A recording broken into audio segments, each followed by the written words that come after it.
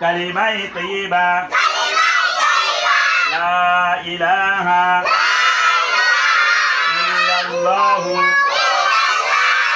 মুহাম্মাদুর রাসূলুল্লাহ। কালিমাই তৈয়বার অর্থ আল্লাহ তাআলা ব্যতীত